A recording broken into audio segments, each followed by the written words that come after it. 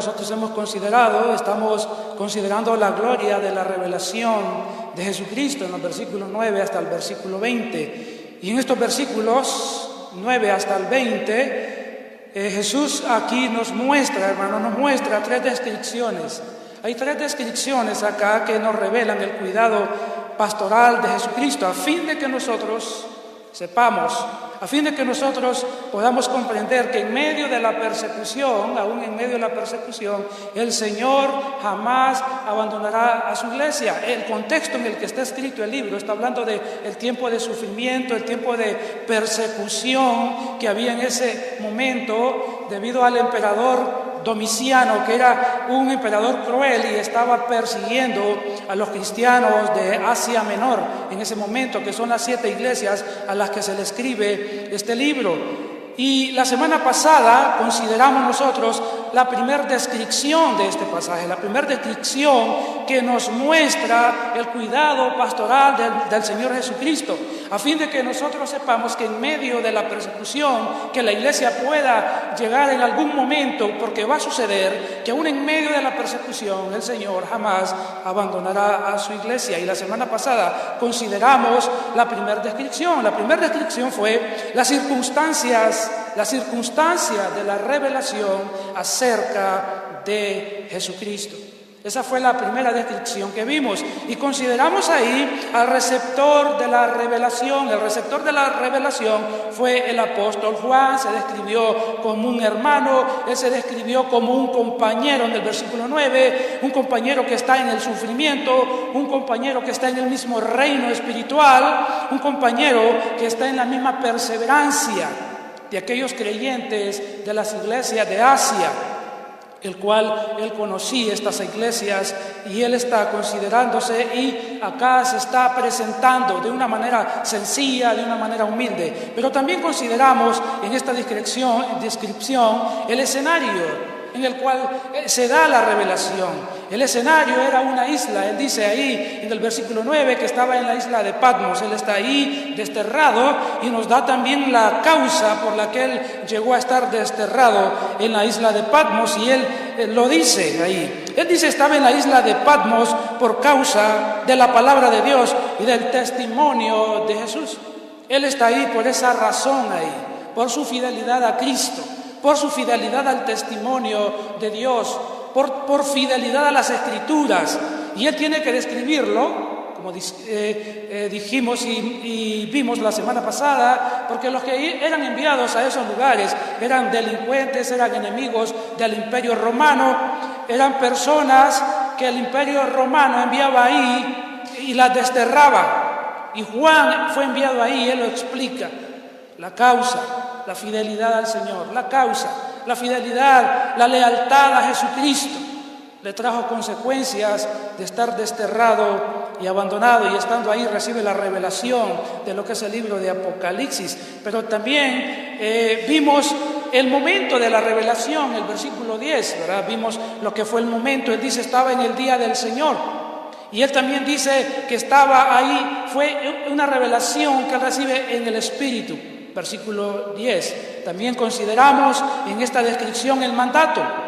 Después de que él ve la revelación, él tiene el mandato de escribir esta revelación que está recibiendo.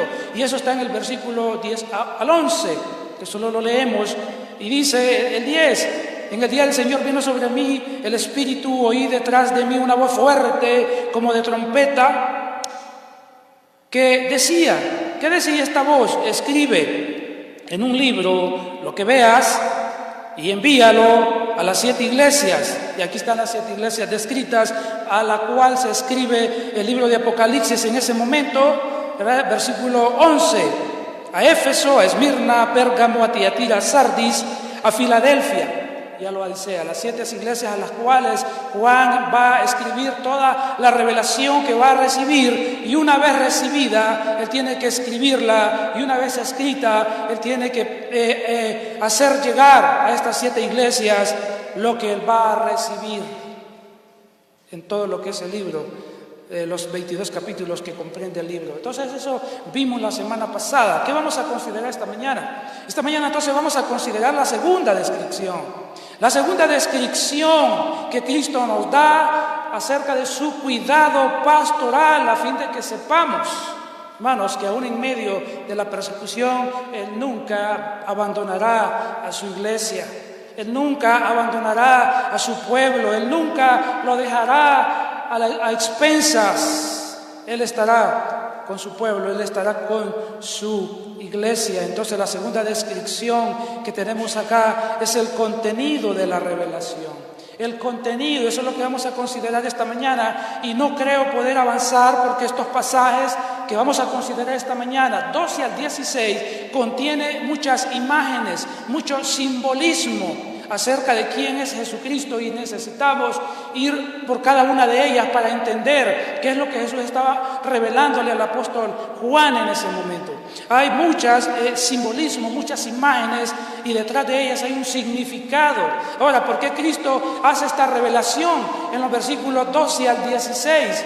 Antes de que la iglesia pudiese recibir las instrucciones, capítulo 2 al capítulo 3, están las instrucciones a las 7 iglesias. Antes de que ellas puedan recibir todas las instrucciones y antes de que puedan recibir toda la revelación futura, Cristo quiere asegurarse que la iglesia pueda verle en ese momento, pueda entender que Él es el Cristo glorioso, Él es el Cristo maravilloso, Él es el Cristo todopoderoso, y que puedan estar confiando plenamente en Él, porque para ese momento la persecución va a empeorar para estas 7 iglesias. Entonces, ¿qué tenemos acá? La segunda descripción. Tenemos el contenido de la revelación acerca de nuestro Señor Jesucristo. Y en los versículos 12 al 16, bajo esta descripción, se encuentran aquí 7 descripciones del ministerio de Cristo en la iglesia. Eso encontramos en los versículos 12 al 16, en lo que es el contenido de la revelación. Ahora, consideremos entonces la primera descripción de este ministerio pastoral de Cristo con su iglesia. Observe lo que dice el versículo 12. Versículo 12, dice el apóstol Juan: me volví para ver, había escuchado una voz que le habló, escribe esto. Y en el versículo 11 dice: me volví para ver de quién era la voz que hablaba conmigo. Y al volverme, vi 7 candelabros de oro. Entonces, lo que tenemos acá en la primera descripción, vemos a Cristo. Cristo nos muestra acá que Cristo está presente en medio de su iglesia. Él escuchó una voz. Eso es lo que dice el texto, versículo 11, 10 y 11, escucha una voz que le habla. Y cuando el texto dice: me volví para ver la voz de quien me hablaba, eso nos está indicando, nos muestra que Juan, el apóstol Juan, estaba de espaldas en ese momento. Él está de espaldas y escucha una voz. Inmediatamente, cuando escucha la voz, inmediatamente él se da la vuelta para ver, dice el versículo 12, la voz, para ver de quién era la voz que me hablaba. Y antes de él describir quién es el que le habló, antes de decirnos quién era la persona que le habló, antes de hacer eso, él describe, describe el entorno. Él describe el lugar donde está aquel que le ha hablado. Porque dice: me volví para ver de quién era la voz. Pero cuando usted observa, él primero describe el entorno, el lugar donde estaba la persona que le habló. Y nos describe el entorno. Él dice entonces, nos dice acá: me volví para ver la voz de quien me hablaba. Y al volverme, ¿qué es lo que vio? Dice: vi 7 candelabros de oro. Él se voltea para ver quién le habló, pero lo primero que observa no es a la persona que le habló. Lo primero que observa es el lugar. Y dice: me volví para ver. Y describe primero que observa 7 candelabros de oro. Ahora, la palabra 7 que tenemos acá está en todo el libro de Apocalipsis, y este número aparece más de 50 veces en el libro de Apocalipsis. El número 7, que representa El número 7 acá representa perfección. El número 7 está representando lo completo, la plenitud, lo completo. El número 7 tiene un significado en la Escritura y acá está representando la perfección, lo completo. Pero él no solamente dice, vi 7. Él dice, ¿qué es lo que vio? 7 candelabros. Ahora, los candelabros acá, ¿qué representan? Es una simbología, lo que tenemos desde el 12 al 16, que tenemos que entenderla para ver aquí, entender qué es lo que Cristo estaba revelando y qué es lo que Cristo nos muestra a nosotros hoy con estas descripciones. Los candelabros aquí, estos candelabros son la representación de la totalidad de la iglesia.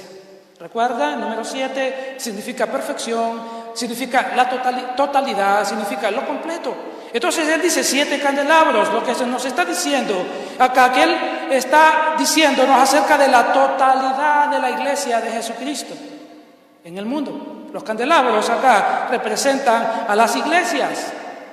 Los candelabros, hermanos, representan las iglesias en ese momento a las cuales la carta está dirigida.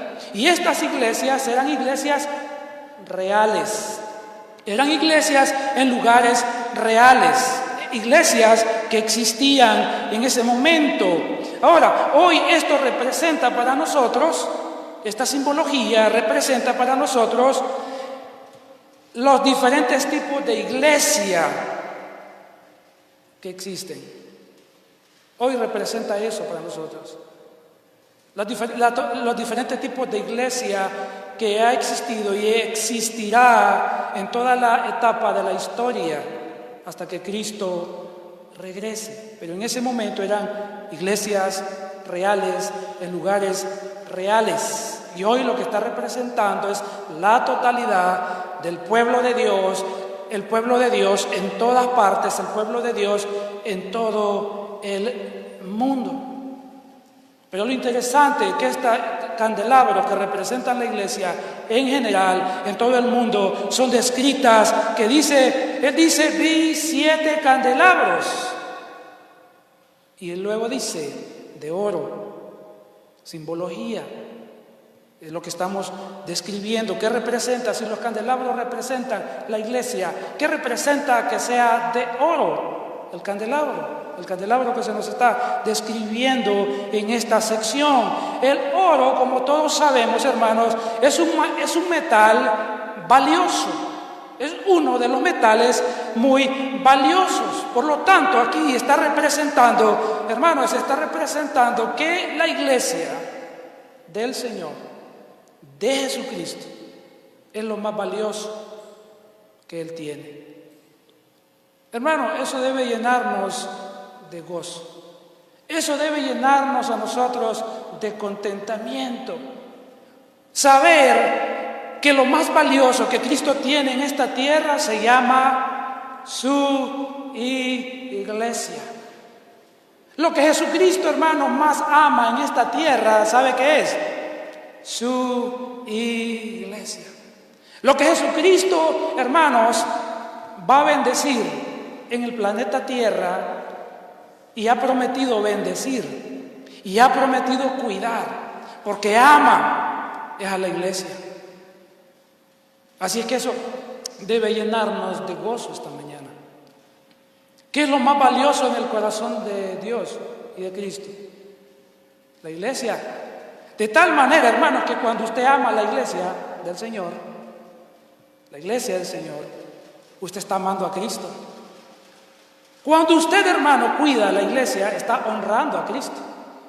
Cuando usted, hermanos, sirve en la iglesia, hermano, usted está agradando a su Señor, usted está agradando a su Salvador. Cuando usted pone al servicio sus dones, sus talentos a la iglesia de Cristo, usted está agradando a Cristo, usted está glorificando a Cristo, usted está magnificando a Cristo. Porque ¿qué es lo más valioso para Él? Son candelabros de oro. El candelabro representa a la iglesia, es una simbología. Y son de oro porque está representando acá que es lo más valioso para Cristo, su iglesia. Así es que entonces, hermanos, si hacer el bien a la iglesia es agradar a Cristo, es glorificar a Cristo, magnificar a Cristo. Pongámoslo del otro lado. ¿Qué es dañar la iglesia? Hermano, ¿qué es dañar la iglesia del Señor? Si es lo más valioso que Él tiene. Pregúntese esta mañana, ¿qué es dañar la iglesia del Señor? Hacerle daño a la congregación de los santos. Usted está tocando lo más delicado que Dios tiene. Y eso es lo que a veces muchos creyentes dentro de la misma congregación no entienden. Por eso necesitamos estudiar pasajes como estos. Cualquiera que ataque la iglesia del Señor adentro, desde adentro, hermano, está tocando lo más valioso que Dios tiene.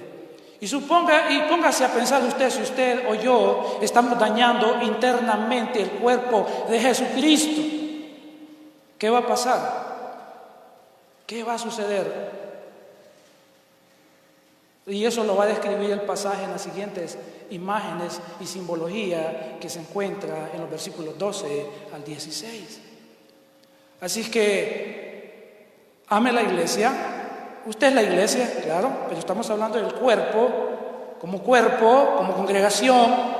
Ame la iglesia, ore por la iglesia, aunque usted es parte de ella, del cuerpo local. Ore por ella, sirva en ella.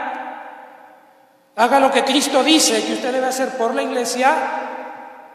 Haga todo lo que dice, porque usted está agradando a Cristo. Dañe la iglesia, perjudique la iglesia, hermano, y usted está metido en un serio problema que yo no quiero estar en sus zapatos. Somos la iglesia del Señor. Somos el cuerpo de Cristo. No debemos dañar y perjudicar el cuerpo de Cristo. Amén. ¿Qué es lo más valioso? Candelabros de oro. Mire cómo describe. De oro. Y es tan valiosa para Cristo, es tan valiosa para Él, que la compró con algo más valioso todavía. ¿Con qué compró Cristo su iglesia? Él la compró con su propia sangre. Por eso es muy valiosa para Él. La compró con su propia sangre. Primera de Pedro, observe lo que dice en el capítulo 1, verso 18. Dice así: como bien saben, ustedes fueron rescatados de la absurda vida que heredaron de sus antepasados. El precio de su rescate no se pagó con cosas perecederas, nos dice el apóstol Pedro acá, como el oro o la plata, sino con la sangre preciosa de Cristo, como de un cordero sin mancha y sin defecto. ¿Por qué es tan valiosa? Porque Él la compró con su propia sangre. Así que por eso es tan valiosa para Él la iglesia. La iglesia entonces acá representa a Cristo de oro, representa lo más valioso, y por lo tanto debemos entender entonces cómo debemos nosotros tratar el cuerpo de Cristo, la iglesia de Cristo, una congregación del Señor, porque es lo más valioso que Él tiene. Ahora, en el capítulo 1, versículo 12 del apóstol Juan, que nos describe la iglesia del Señor, en el versículo 12, cuando Él dice, me volví y vi 7 candelabros de oro, en el versículo 13 nos dice ahora lo siguiente: en medio de los candelabros estaba alguien semejante al Hijo del Hombre. Cuando Él observa los candelabros que hemos visto acá, que representan la iglesia, eso está en el versículo 20, 1:20, que estos candelabros representan la iglesia, y puede leerlo. Entonces Él dice acá que miró a alguien en medio de los candelabros, y Él dice, vi en medio de estos candelabros a alguien semejante al Hijo del Hombre. Ahora sí nos describe el que le habló, pero primero nos mostró la iglesia. Ahora nos dice de quién fue la voz que Él escuchó. Ahora, dice alguien semejante al Hijo del Hombre. Acá, hermanos, se está refiriendo a nuestro Señor Jesucristo. Este semejante al Hijo del Hombre se refiere a Cristo en su humanidad. Aquí lo que nos está mostrando es la humanidad de Cristo. Nos está diciendo acá que Jesús es como un hijo de hombre. que Jesucristo es como un hijo de hombre, pero no es simplemente un hombre. Él es Dios encarnado y está entre los candelabros. Él está ahí. Él es Dios encarnado, y esta figura de semejante al Hijo del Hombre está tomada de la visión del profeta Daniel en el capítulo 7 del libro de Daniel, que dice el libro de Daniel, capítulo 7, verso 13, donde está tomada esta imagen de el Hijo, acá alguien semejante al Hijo del Hombre. Daniel capítulo 7, y en el versículo 13, en la visión del profeta Daniel, dice lo siguiente: en esa visión nocturna vi que alguien con aspecto humano venía entre las nubes del cielo. Se acercó al venerable anciano y fue llevado a su presencia, y se le dio autoridad, poder, majestad, y todos los pueblos, naciones y lenguas lo adoraron. Su dominio es dominio eterno que no pasará, y su reino jamás será destruido. Esa imagen que estamos viendo aquí en Apocalipsis, que dice semejante al Hijo del Hombre, está tomada de Isaías 7:13, y es una visión acerca de nuestro Señor Jesucristo. Ahora, que Jesucristo está en medio de los candelabros, ¿qué significa? Simbología. Tenemos que explicarla esta mañana. ¿Qué significa? ¿Qué representa Jesús, el Hijo del Hombre, en medio de los candelabros? ¿Quiénes son las iglesias? Están en el versículo 11. ¿Qué representa que Él está en medio? El Hijo del Hombre, en medio del hombre, Cristo como Hijo del Hombre, en medio de los candelabros. ¿Qué representa eso? Hermanos, representa que Jesucristo está paseándose entre sus congregaciones. Él representa esto, Él representa que cada congregación está bajo el cuidado de Él. Cada congregación está bajo el cuidado pastoral de Jesucristo. Cada congregación, Él está en medio de todas ellas. Hermanos, la iglesia del Señor es una en todo el mundo. La iglesia universal de todos los creyentes en todas partes del mundo. Pero también la iglesia universal se manifiesta en congregaciones locales, como estamos esta mañana. Y lo que nos está diciendo acá, 7 candelabros, está diciendo que aunque la iglesia es una en el mundo, Cristo a la vez está en cada congregación, en cada una de las congregaciones. Cristo está allí presente. Así que a mí esta mañana, hermanos, con esta comprensión de lo que estamos viendo, yo sé que el Señor está aquí, en medio de nosotros, con nosotros, entre nosotros. Está aquí esta mañana. Él es el Señor de la iglesia. Él es el pastor de la iglesia. Está en medio de nosotros. ¿Cómo debemos vivir si sabemos que Él está en nosotros, con nosotros y en medio de nosotros? ¿Cómo debemos comportarnos? ¿Cómo debemos vivir? ¿Cómo debemos tratarnos los unos a los otros?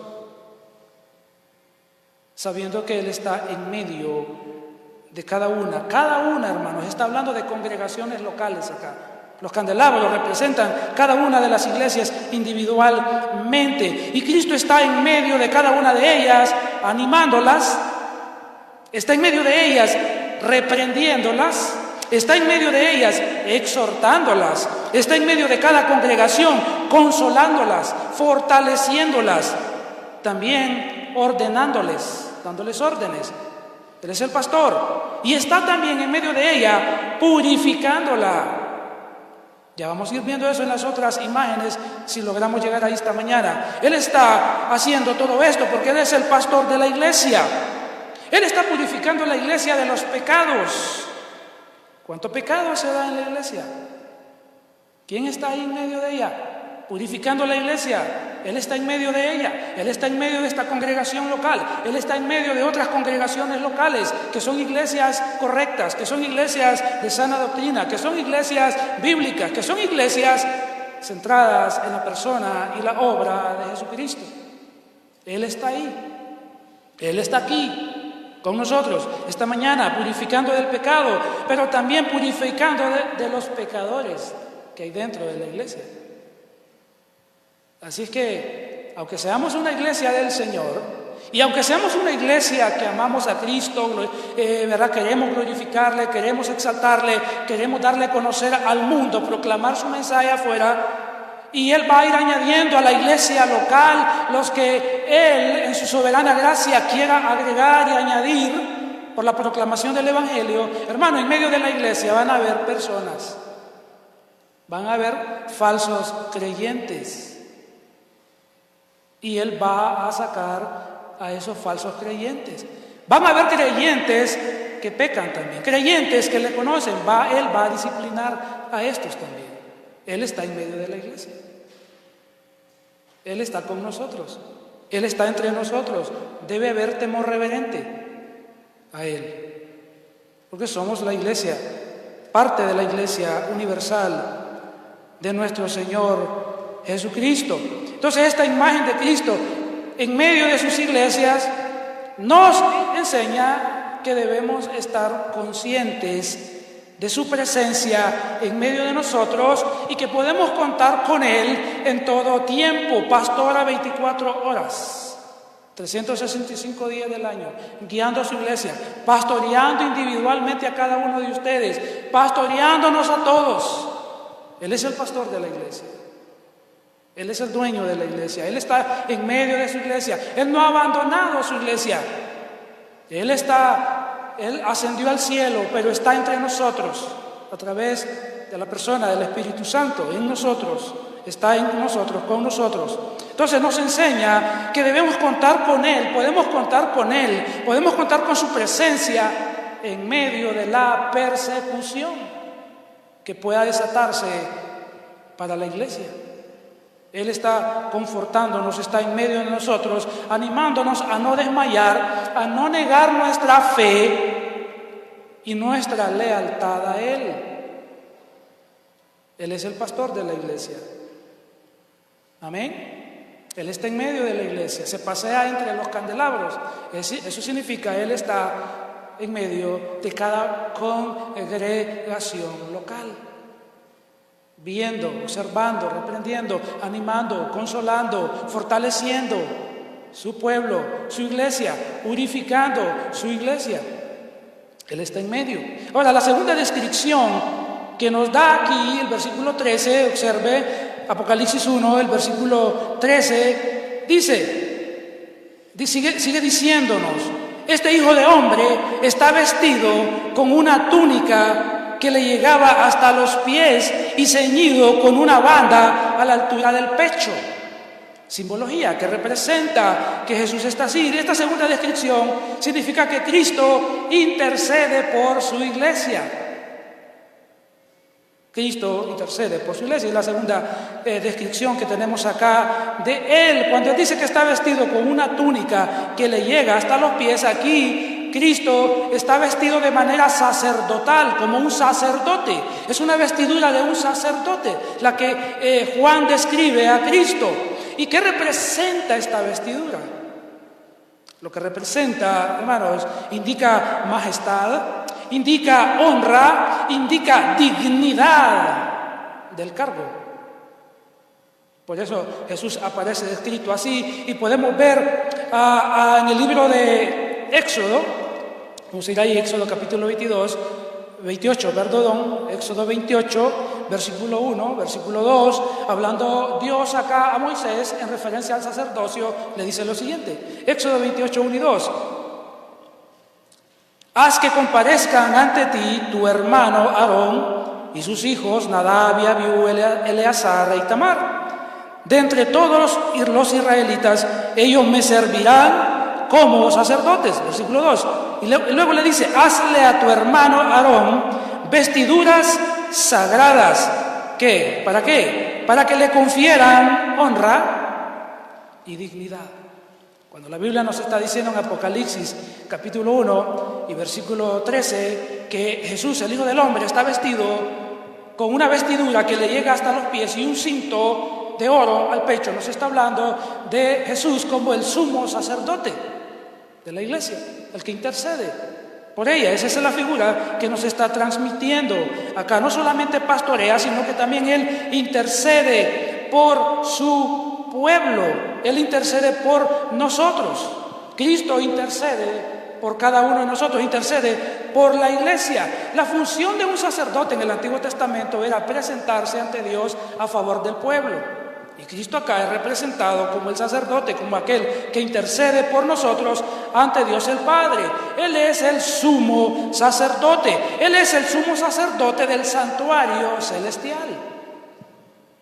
Él está allí intercediendo por nosotros. El libro de Hebreos nos habla del sacerdocio eterno, permanente de Cristo. Observen lo que nos dice el libro de Hebreos en el capítulo 4, Hebreos capítulo 4, 14 hasta el verso 16.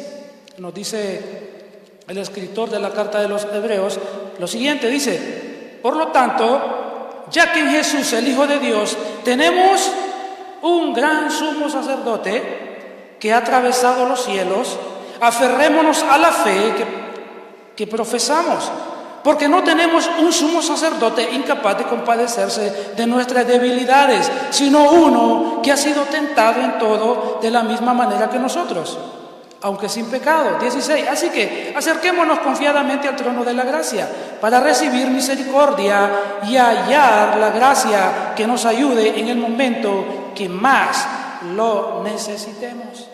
Cristo es el sumo sacerdote que está en el santuario celestial, que intercede por nosotros. Hebreos capítulo 7 nos vuelve a dar esa figura de Cristo como sacerdote. 7:23 del libro de Hebreos, ahí mismo nos dice así, hablando de Cristo, el versículo 22, 7:22 en adelante, dice: por tanto, Jesús ha llegado a ser el que garantiza un pacto superior. Ahora bien, como aquellos sacerdotes la muerte les impedía seguir ejerciendo funciones, ha habido muchos de ellos, pero como Jesús permanece para siempre, su sacerdocio es imperecedero. Por eso también puede salvar por completo a los que por medio de él se acercan a Dios, ya que vive para interceder por ellos. Así que, hermano, tenemos delante del Padre Celestial a Cristo, que intercede por la iglesia local, intercede por cada creyente también. Él es nuestro sumo sacerdote, Él intercede por nosotros ante el Padre. Tenemos un representante ante Dios el Padre, y acá tenemos que es nuestro Señor Jesucristo. Y luego el versículo 13, que nos dice cómo está vestido, nos dice: y está ceñido con una banda de oro a la altura del pecho. ¿Qué significa eso? Esa vestidura y esa banda de oro que tiene en el pecho. Esta expresión solamente nos ayuda a reafirmar el sumo sacerdocio de Cristo. Nos está dando a entender la alta dignidad de su oficio. Así como los sacerdotes en el Antiguo Testamento, que ellos tenían un cinto. Pero lo interesante es que en el Antiguo Testamento los sacerdotes tenían ese cinto que Cristo dice acá, pero no era de oro, era de lino, era de tela, era de otro material. Eso lo dice Éxodo 39, 27 al 29. Los sacerdotes en el Antiguo Testamento, esa faja que dice acá, que usaban era de lino, de tela, de hilo, pero el de Cristo es de oro. Esto nos está indicando que Él posee la más elevada dignidad y honra como el sumo sacerdote. Él es el sumo sacerdote por excelencia. Él está por encima, Él es superior al sacerdocio de Aarón en el Antiguo Testamento. Entonces nos está hablando, nos está mostrando, nos está animando con estas figuras para que en medio de cualquier situación difícil, adversa, que podamos vivir individualmente o como iglesia, podamos confiar. Cristo está en medio de su iglesia. Cristo intercede por nosotros. Cristo intercede por mi vida. Cristo está conmigo. Cristo está aquí en medio de mi adversidad.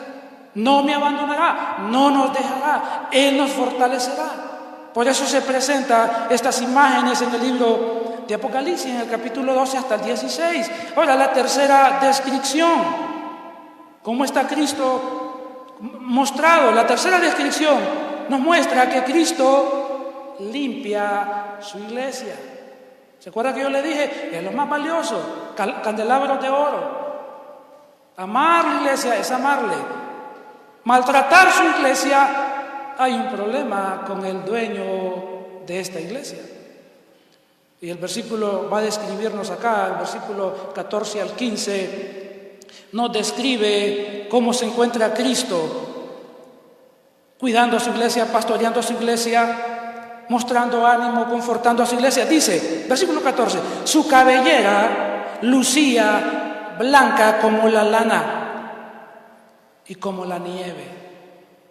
¿Qué significa esta descripción, esta tercera descripción de la persona gloriosa y majestuosa de nuestro Señor Jesucristo? Acá, bueno, podemos ver que en los versículos previos se describe dónde está Cristo. Acá se nos va describiendo poco a poco otras referencias acerca de su persona. Cuando dice que su pelo es blanco, como la lana, y blanco, ¿cómo? Son comparaciones, no es que es así literalmente, pero él dice, como la lana, como la nieve, son comparaciones que él está haciendo. ¿Qué representa esto, hermanos? En la cultura de Israel es una descripción, en la cultura, porque tenemos que entender el lenguaje en la cultura del escritor. Esa simbología representa para la cultura judía, es una representación de sabiduría y la madurez de una persona adulta. Está representado en la cultura judía la sabiduría y la madurez de una persona adulta que lo hacían digno de respeto.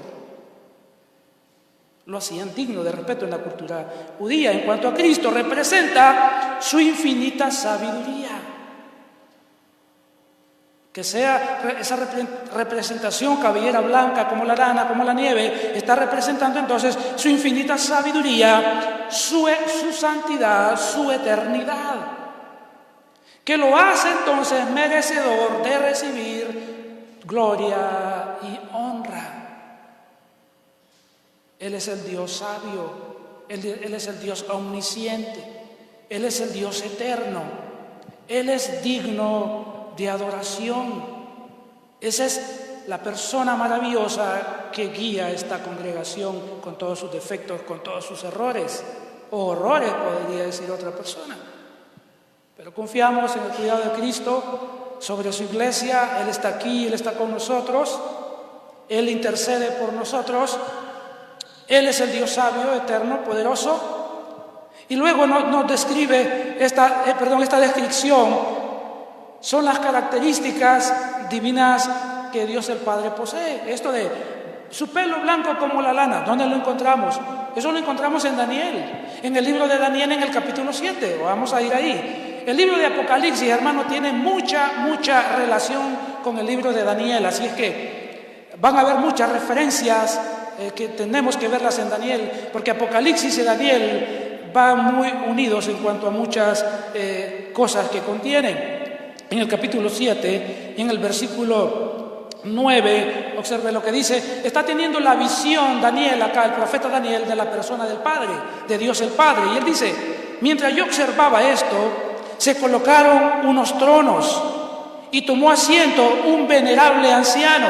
Su ropa era blanca como la nieve. Y observe, y su cabello blanco. ¿Dónde vimos eso? Apocalipsis 1, 14. Y acá es una descripción de Dios el Padre, pero allá se está aplicando a Cristo. Y dice acá entonces su cabello blanco como la lana. Y luego describió otras cosas del Padre. Su trono con sus ruedas centellaban como fuego. De su presencia brotaba un torrente de fuego. Miles y millares le servían. Centenares de miles lo atendían. Al iniciarse el juicio, los libros fueron abiertos. Es una revelación del Padre. Y hay algunas descripciones de Él que están aplicadas en el libro de Apocalipsis a la persona de Cristo. Entonces, aquí tenemos acá a nuestro Señor Jesucristo descrito de esa forma enfatizando entonces su divinidad. Cristo es Dios encarnado. Cristo es la segunda persona de la Trinidad que está en medio de su iglesia, guiando su iglesia, pastoreando su iglesia. Entonces, luego que nos describe su cabellera para decirnos su sabiduría, su omnisciencia, dice, y sus ojos resplandecían como el fuego. ¿Qué representa eso, hermano, acá? Bueno, esta imagen describe nuevamente la omnisciencia de Cristo. Aquí describe sus ojos como llamas de fuego, está describiendo, hermanos, su mirada penetrante. Está describiendo acá, en esta descripción, que Él escudriña el corazón. Está diciendo que Él revela la verdadera intención de un corazón, que Él revela la verdadera intención de la iglesia. Nadie puede esconderse de su mirada. Sus ojos son como llamas de fuego. Lo ve todo, lo observa todo.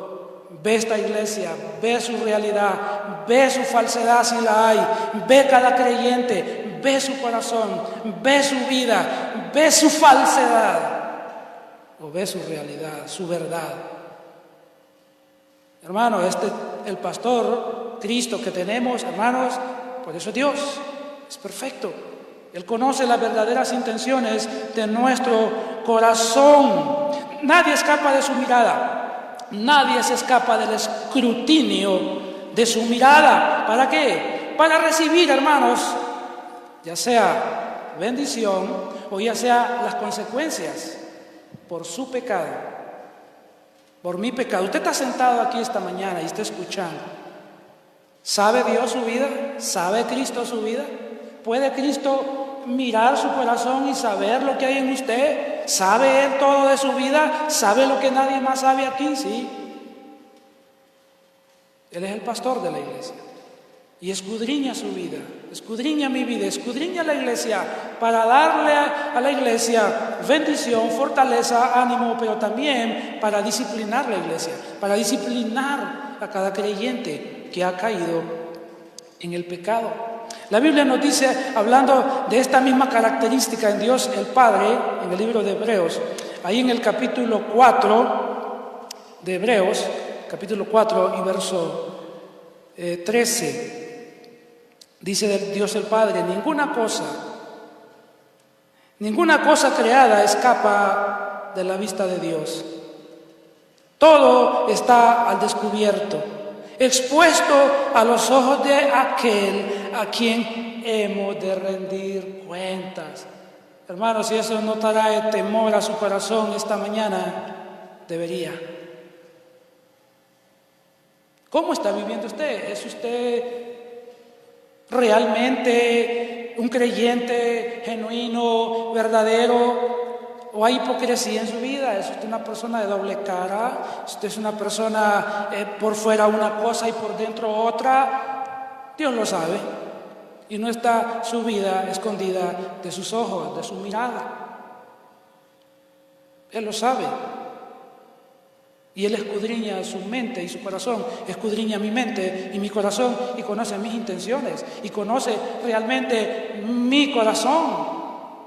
No me puedo esconder de Él, usted no puede esconderse de Él, usted no se va a escapar de Él. Esta iglesia como iglesia tampoco. Entonces, se nos describe de esta manera a nuestro Señor Jesucristo. Y luego dice el versículo 15, sus pies parecían de bronce al rojo vivo en un horno, y su voz era tan fuerte como el estruendo de una catarata. En la cultura antigua, de los días que se escribe estos pasajes, que se escribe Apocalipsis, que se escribe la palabra de Dios, en esa cultura, en la cultura antigua, los reyes, cuando iban a enjuiciar a las personas, hacían unos tronos altos, elevados, de tal manera que las personas cuando venían al frente para recibir el juicio de ellos, quedaban eran altos esos tronos y ellos quedaban sus cabezas a la altura de los pies del rey. ¿Qué representaba eso? ¿Qué quería transmitir esa imagen que en la cultura antigua? Esto significaba autoridad.